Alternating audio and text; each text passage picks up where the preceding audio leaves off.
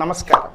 నేను మీ అడ్వకేట్ కోటంరాజు వెంకటేష్ శర్మ. ఈరోజు సమాజంలో జరిగే రోజువారీ ఇబ్బంది పడుతూ ఈఎంఐలు కట్టలేని వారు బ్యాంకు దగ్గర లోన్ తీసుకొని ఆ ఈఎంఐలు పే చేయడానికి ఇబ్బంది పడుతూ గవర్నమెంట్ జీతాలు సరిగ్గా రాకపోయినా, ప్రైవేట్ వాళ్ళకి జీతాలు సరిగ్గా రాకపోయినా, లేకపోతే ఆరోగ్య రీత్యా సమస్యల వల్ల, పెళ్లి సమస్యల వల్ల, మిగతా సమస్యల వల్ల, దేని వల్ల మన ఈఎంఐలు లేట్ అవుతే, ముఖ్యంగా ఈఎంఐలు బండి కానివ్వండి, కారు కానివ్వండి, ఆ ఈఎంఐలు లేట్ అవుతే చేస్తే ఆ టైంలో వాళ్ళు రికవరీ ఏజెంట్లను పంపించి బలవంతంగా మీ దగ్గర నుంచి కారు కానీ వెహికల్ని కానీ తీసుకువెళ్ళిపోవాలని చెప్పి ప్రయత్నిస్తే చట్టరీత్యా మీకు ఏం హక్కులు ఉన్నాయి, మీరు ఏ విధంగా కాపాడాలి మీ కార్ని, మీ వెహికల్ని అనేది చూద్దాం. అసలు వెహికల్ లోన్ తీసుకుంటే బ్యాంక్ వాళ్ళకి ఉన్న హక్కు ఏమిటి అనేది కూడా ఈ వీడియోలో మీకు వివరిస్తాను. మనం ఏదన్నా కార్ కానీ వెహికల్ కానీ తీసుకున్నప్పుడు కేవలం వాళ్ళకి హైపోథికేషనే చేస్తాము. అంటే వాళ్ళకి ఆస్తి మీద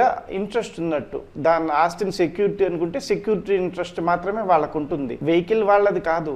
వాళ్ళకి మీరు డిఫాల్ట్ అయినప్పుడు మాత్రమే వాళ్ళకి దాని మీద ఇంట్రెస్ట్ ఎరైజ్ అవుతుంది, చేస్తుంది. ఇప్పుడు కార్ని బలవంతాన వాళ్ళు మీ దగ్గర నుంచి తీసుకువెళ్తూ ఉంటారు సహజంగా. దానికి ముందు బ్యాంక్ వాళ్ళు ఏం చేయాలి, అట్లా తీసుకువెళ్ళటానికి వస్తే మీరేం చేయాలి, ఈ వివరాలన్నీ కూడా ఈ వీడియోలో మీకు వివరిస్తాను. బ్యాంక్ వాళ్ళు వెహికల్ రికవరీ ప్రాసెస్ వాళ్ళకి ఇది అప్పచెప్పే ముందర మీరు డిఫాల్ట్ అయి ఉండాలి. ఆ డిఫాల్ట్ నోటీస్ మీకు సర్వ్ చేసి ఉండాలి. మీకు అకౌంట్ స్టేట్మెంట్ ఇవ్వాలి. పలానా థర్డ్ పార్టీస్ కి ఇట్లాగా ఇచ్చాము చేసామని మీకు ఇంటిమేషన్ ఇవ్వాలి. మీరు డబ్బులు కట్టకపోతే మీరు వెహికల్ అప్పచెప్పాల్సి వస్తుంది అని చెప్పి మీకు తెలియపరచాలి. ఎవరికైతే థర్డ్ పార్టీని వాళ్ళు నియమించుకున్నారో వాళ్ళ గురించి ఆ వివరాలవన్నీ మీకు చెప్పాలి, మీకు తెలియపరచాలి. చెప్పిన తర్వాత, చేసిన తర్వాత మీరు ఎటువంటి స్పందన లేకపోతే చేస్తే ఆ రికవరీ వాళ్ళు మీ దగ్గరికి వస్తే మీ దగ్గర నుంచి వాళ్ళు బలవంతాన తీసుకెళ్ళటానికి హక్కు లేదు. వాళ్ళు ఆర్బీఐ ఫెయిర్ ప్రాక్టీసెస్ ప్రకారం శాంతియుతంగానే మీ దగ్గర నుంచి రీప్రొసెస్ చేసుకోవాలి. అది ఆర్బీఐ ఫెయిర్ ప్రాక్టీసెస్ లో ముఖ్యమైనది. కానీ సహజంగా జరిగేది బ్యాంక్ వాళ్ళు చేసేది, మీరు రోడ్డు మీద వెళ్తున్నప్పుడు బలవంతాన మీ దగ్గర కార్ లాక్కోవటము,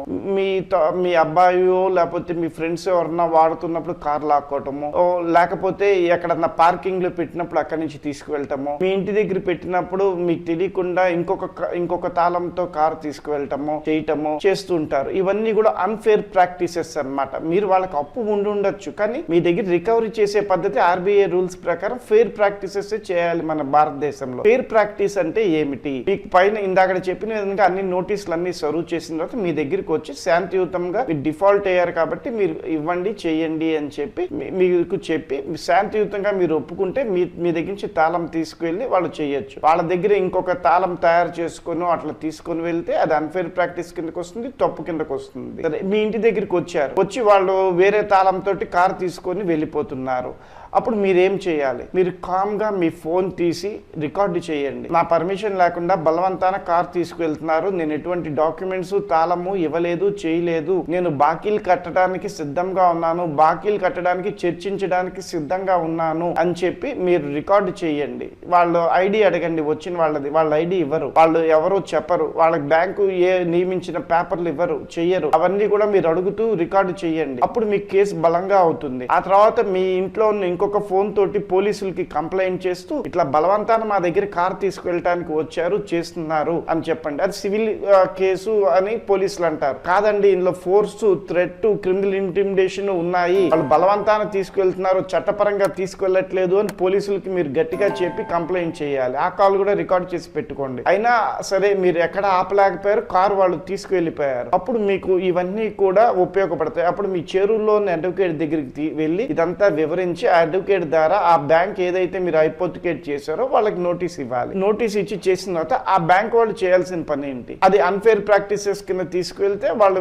మీతో మాట్లాడతారు, చర్చిస్తారు, మీకుతో రాజీ పడతారు, మీ బకాయిలు అది కట్టించుకొని ఇస్తారు. లేదు, బ్యాంక్ వాళ్ళు ఎక్కడా కూడా ముందుకు రావట్లేదు, వాళ్ళు కరెక్ట్ ప్రాక్టీసే అని చెప్పి ముందుకు వెళ్తున్నారు, అప్పుడు కూడా వాళ్ళు మీ కారుకి సరైన ధర, విలువ కట్టాలి, చేయాలి. లేకపోతే మీరే శాంతియుతంగా కారు వాళ్ళకి అప్పచెప్పారు, అప్పుడు కూడా వాళ్ళు కారుకి సరైన విలువ కట్టాలి, చేయాలి. దానికి ముందర ఆ థర్డ్ పార్టీ వాల్యూర్ డీటెయిల్స్ మీకు ఇవ్వాలి. ఇచ్చిన తర్వాత ఆ కారు ఇంత విలువ ఉంది చేయాలని మళ్ళీ మీకు రిడెంప్షన్ నోటీస్ ఇవ్వాలి. దానికి కూడా మీరు స్పందించి ఆఖరి నిమిషం వరకు మీరు డబ్బు కట్టకపోతే చేయకపోతేనే ఆ సందర్భంలో మాత్రమే బ్యాంక్ వాళ్ళు దాన్ని ఆప్షన్ వేసే హక్కు ఉంది. అట్లా కాకుండా మీరు నోటీస్ ఇచ్చారు, అన్ఫేర్ ప్రాక్టీసెస్ ద్వారా తీసుకువెళ్లారు, చేశారు, అయినా సరే వాళ్ళు కారు బలవంతాన కనుక వేలం వేద్దామని చెప్పి ఈ ప్రాసెస్ అంతా చేసినట్లయితే మాదిరిగా కెమికల్స్ వర్సెస్ యూనియన్ ఆఫ్ ఇండియాలో క్లియర్ గా చెప్పారు, చట్టాన్ని పాటించకుండా కానీ దురుద్దేశంతో కానీ బలవంతాన కానీ అన్ఫేర్ ప్రాక్టీసెస్ ద్వారా కానీ ఇట్లా చేస్తే చెందితే తప్పు, అది చట్టరీత్యా బ్యాంకు చేసేది తప్పు,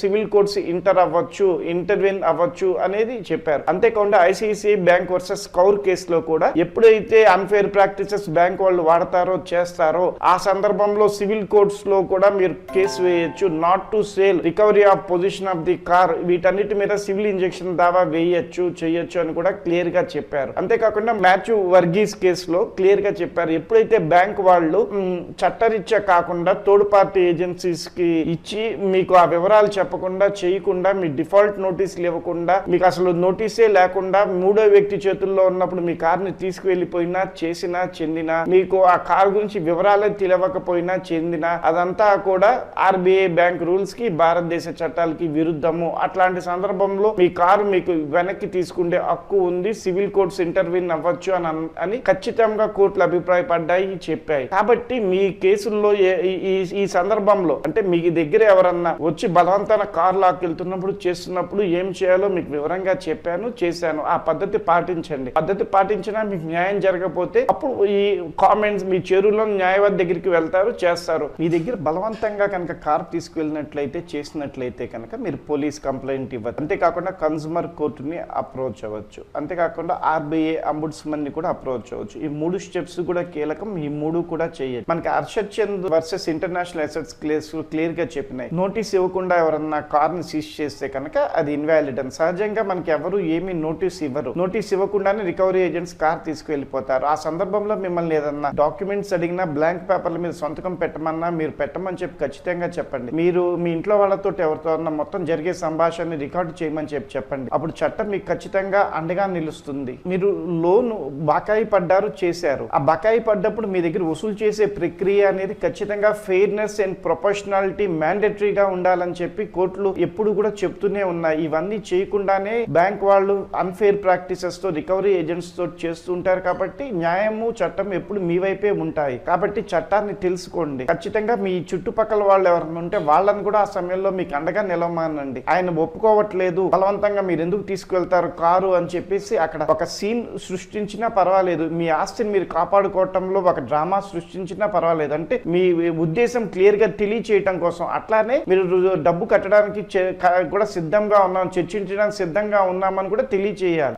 అంటే ఉత్తిని గొడవపడమనట్లేదు, మీరు డబ్బు కట్టడానికి రెడీగా ఉన్నట్లయితేనే ఈ చర్యలన్నీ చేయండి. ఏ సందర్భంలో చట్టం మీకు అండగా నిలుస్తుంది? కోర్టు ఈ లోన్ రికవరీలో కోర్టుని ఏ సందర్భాల్లో మీరు సివిల్ కోర్ట్స్ ఆశ్రయించవచ్చు అంటే ఫ్రాడ్ జరిగిన, ఇల్లీగల్ సీజర్ జరిగిన, ఆర్బిట్రరీగా చేయకుండా అన్ఆర్బిట్రరీగా చేసిన, నో ప్రాపర్ నోటీస్ ఇచ్చిన, మీ వెహికల్ యొక్క వాల్యుయేషన్ ని సప్రెస్ చేసిన, వాల్యుయేషన్ అయిన తర్వాత మీకు రైట్ టు రిడెంప్షన్ ఆప్షన్ ఇవ్వకుండా, సరైన టైం లేకుండా మీకు నోటీస్ ఇవ్వకుండా వాల్యూ వేసేసి ఆప్షన్ చేసిన, ఈ అన్ని సందర్భాల్లోనూ కూడా మీరు సివిల్ కోర్టుని ఆశ్రయించవచ్చు, ఇంజెక్షన్ సూట్ వేయచ్చు, బ్యాంక్ వాళ్ళకి అమ్మద్దు చేయొద్దు అని చెప్పి మనం అడగ. కాబట్టి వీటన్నిటినీ కూడా మీరు చట్టరీత్యా ఉన్న అవకాశాలని మీరు లోన్ కట్టలేనప్పుడు, డిఫాల్ట్ అయినప్పుడు, అన్ఫేర్ గా కనుక ఈ ఏజెంట్లు లాక్కెళ్తున్నప్పుడు, బ్యాంకులు వాళ్ళకి మద్దతు ఇస్తున్నప్పుడు చట్టం మద్దతు మీరు తీసుకోండి. ఈ ఛానల్ ద్వారా మేము మీకు ఎప్పుడు కూడా చట్టాన్ని పరిచయం చేస్తూనే ఉంటాము.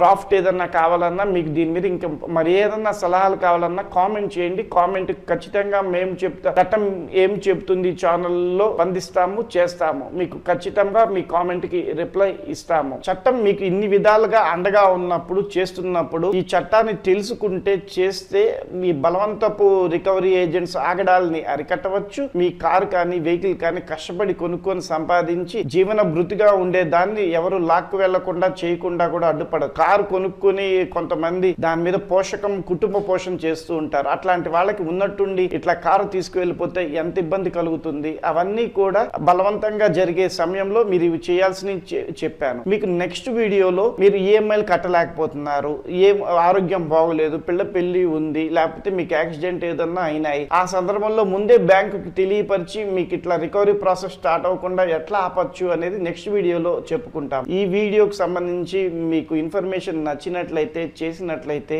లైక్ చేయండి, షేర్ చేయండి, సబ్స్క్రైబ్ చేయండి. మీకు సంబంధించిన ఆటో సోదరులకు కానీ, కారు వాడే సోదరులకు కానీ, మీ సొంతంగా వెహికల్స్ వాడుకునే వాళ్ళు ఇట్లాంటి సమస్యలు ఇబ్బంది పడిన వాళ్ళందరికీ కూడా ఈ వీడియో గురించి మీరు వివరించండి, చెప్పండి, షేర్ చేయండి. ఇట్లు మీ కోటంరాజు వెంకటేష్ శర్మ. జై హింద్.